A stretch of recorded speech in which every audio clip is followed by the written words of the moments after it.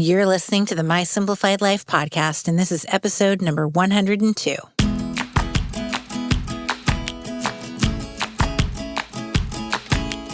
Welcome to the My Simplified Life podcast, a place where you will learn that your past and even your present don't define your future.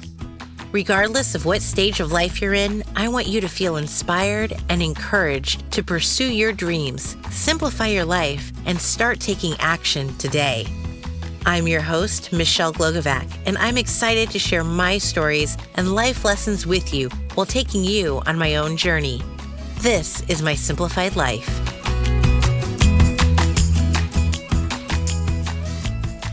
Hey friends, welcome back to another episode. I'm your host, Michelle Glogovac. I want to share with you my personal experience of what it's like to stand up for what you believe in. I'm very open, and I'd like to think outspoken when it comes to the fact that I believe we need to do better in raising our kids to be anti-racist. I also know that I'm not someone who has extensive experience on the topic, but I do know what my beliefs are, and I know they're right. In my mind and my heart, there is no right or wrong when it comes to judging anyone or treating them differently because of their skin color. It's simply not a topic that's up for debate. This is definitely something that I feel strongly about, and I want other human beings to step up and fight for the rights of our non-white friends, especially our Black brothers and sisters. No one can turn a blind eye to what history has looked like or what we continue to see going on in our country. And yet, there are still a ridiculous amount of people who choose to look the other way and live blissfully in their ignorance. I came into direct contact with some of these individuals this past month, and it rocked me to my core. Maybe you noticed the title of this episode is about a TedX committee and Ted Lasso, and it's got you curious. We recently started watching Ted Lasso, and my goodness, it's my favorite show now. I could gladly sit and watch episodes all day and all night long. I've laughed and cried and taken to heart what Ted Lasso and AFC Richmond are about. It's a football team, or soccer as we know it over here, and it's made up of a variety of individuals from all over the world and from all types of backgrounds. Ted Lasso is the coach, and he's the most optimistic person you will ever meet. He sees the good in others. He works hard for them to see it in themselves and in others. He encourages everyone to be a team player and to lift each other up.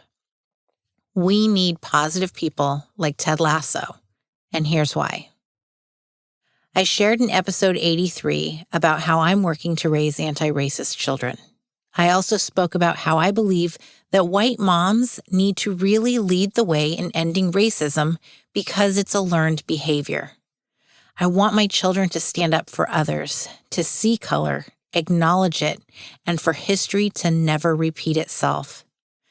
I feel called to spread this message far and wide, and so I decided to apply for a TedX Talk on this topic. I applied to a few and made it to round 2 of interviews for a TedX Talk in Utah. I was beyond excited to have the opportunity to speak to the planning committee and share my story of how I explained racism to my son and how, as a white mom, I feel we need to do more to educate ourselves and to relieve Black mothers from the weight that they've been carrying for so long. Let me share with you what this interview experience was like. The panel consisted of 2 white men, 2 white women, and 1 Filipino woman. So obviously not the most diverse of panels to start with. The welcome message to me was that the title of my talk, Why White Moms Are the Answer to Ending Racism, should be changed to Unanswer, because white moms aren't the only thing that will end racism. I nodded my head and simply said okay, because friends, I wasn't going to offer to make that kind of concession in changing my talk title, especially after we had just said hello. Prior to me sharing what my entire talk would consist of, the committee chairperson decided to tell me why he thought my talk probably wasn't right for their venue. Obviously, this was not going to be a positive conversation, but I continued to be optimistic. He said that the city he lived in had a non-white population of approximately 4%, but that 4% were all treated really well. So there's no racism. Let me repeat for you what he said. We have a 4% non-white population here, but we treat them really well. So we really don't have racism here, and I'm not sure if your talk would be applicable. Do you see what is so wrong with this statement? We treat them really well. What in the actual fuck, my friends? That's like saying, yes, I own slaves, but they're happy, so it's not a big deal. I shouldn't have to explain why this is so wrong, but on the off chance that someone listening doesn't get it, let me break it down for you.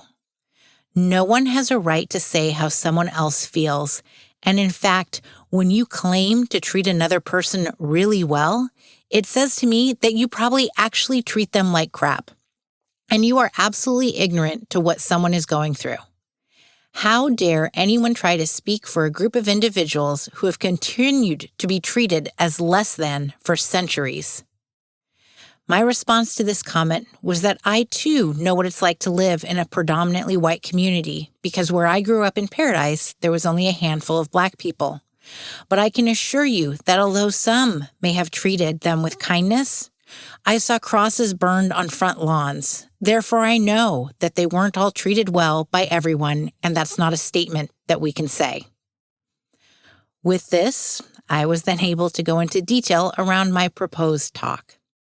I shared how my son saw George Floyd murdered because the news happened to be on one evening and the questions he had around it. I shared the honesty in which I answered those questions, that there are good people and bad people, that George Floyd did not deserve to die, and that although police officers are his buddies, and for the most part there are good ones, there are also bad ones.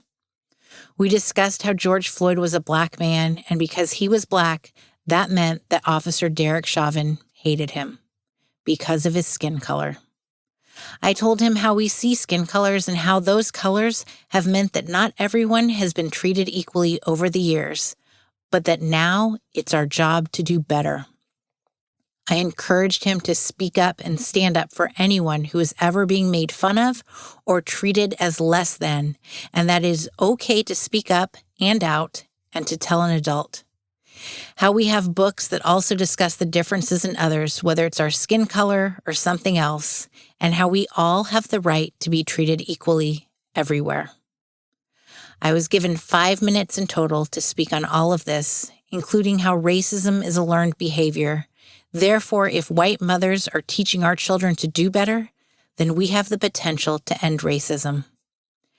I heard Derek Chauvin's mother speak at the end of his trial, and it certainly sounded like she did not raise her son to stand up for others, to treat them with dignity and respect, and the plain fact that I do not want my son to grow up to be another Derek Chauvin.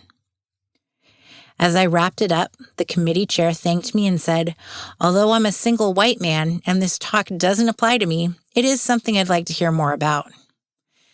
To this, I replied that I don't want to assume, but as a white man, possibly you have a white mother. Is that correct? He said yes.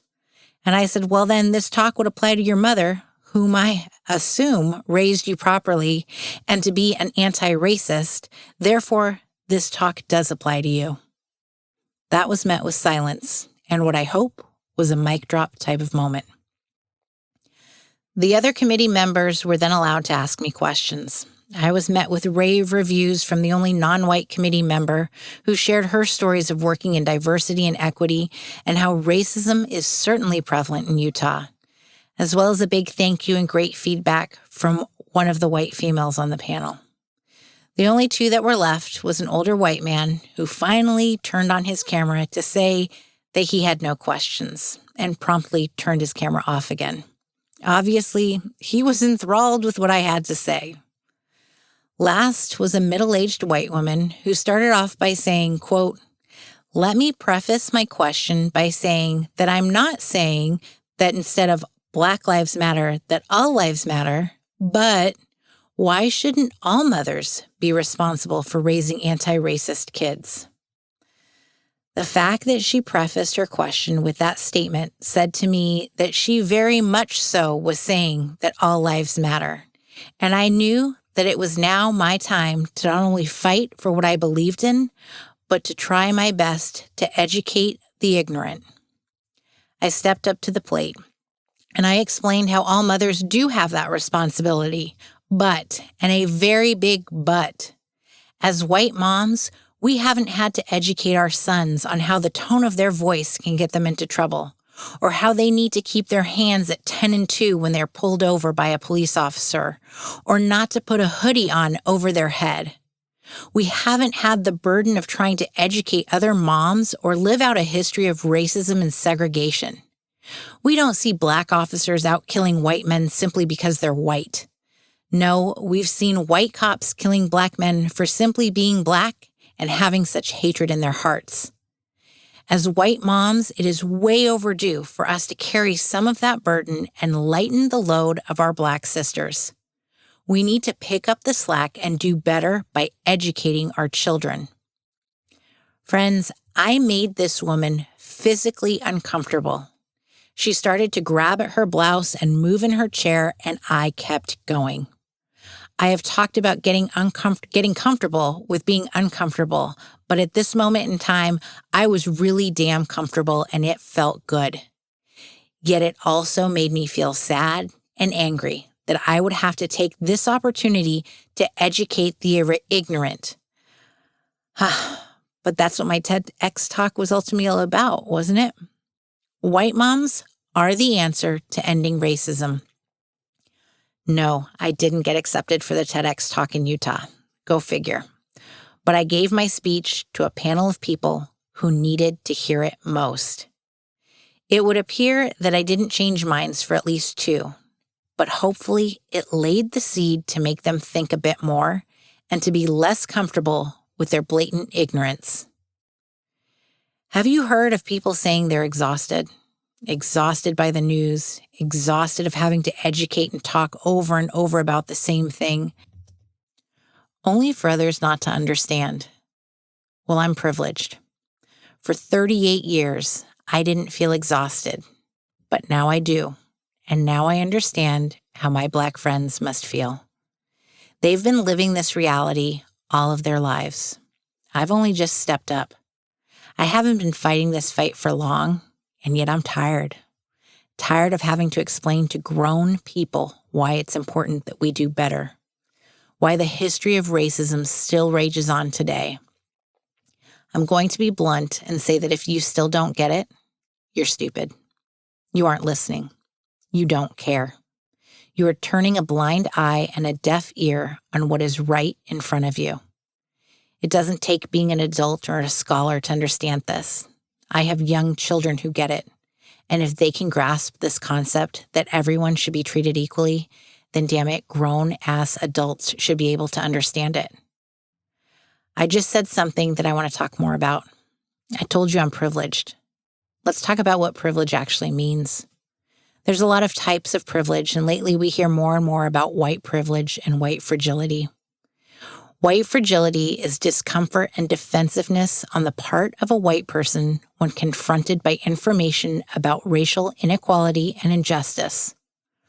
The woman that I made visibly uncomfortable showed her white fragility.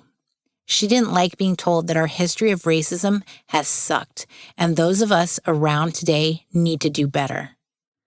I later looked her up and discovered that she has a Blue Lives Matter badge on her Facebook page. I'm not anti-police. I'm grateful for the men and women in blue who protect us. But I'm not naive in my thinking that Black people have had tough lives and continue to fight for their place in the world when they shouldn't have to. Maybe her son is an officer, and she put herself in the shoes of Derek Chauvin's mom, whose son is now in a prison cell. If she is, then she should have done better in raising him.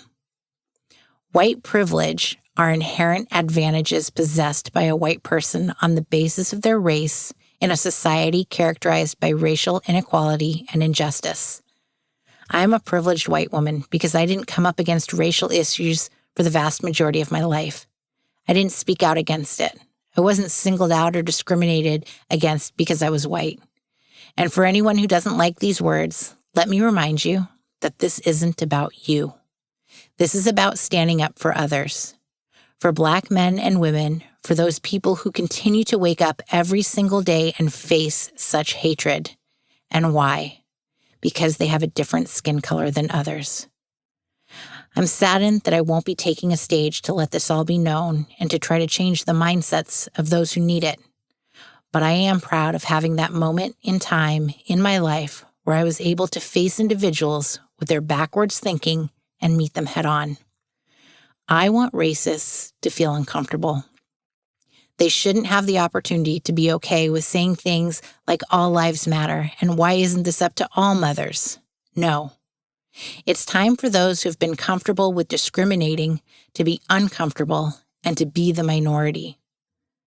I honestly don't know what it will take to change people like that, but I know that I have found my voice and I'm going to use it every chance I get. There is no room for ignorance or racism or bigotry. For those of you who are trying your hardest to make your voice heard and make a difference, I hear you. Please don't give up, because I'm not going to give up.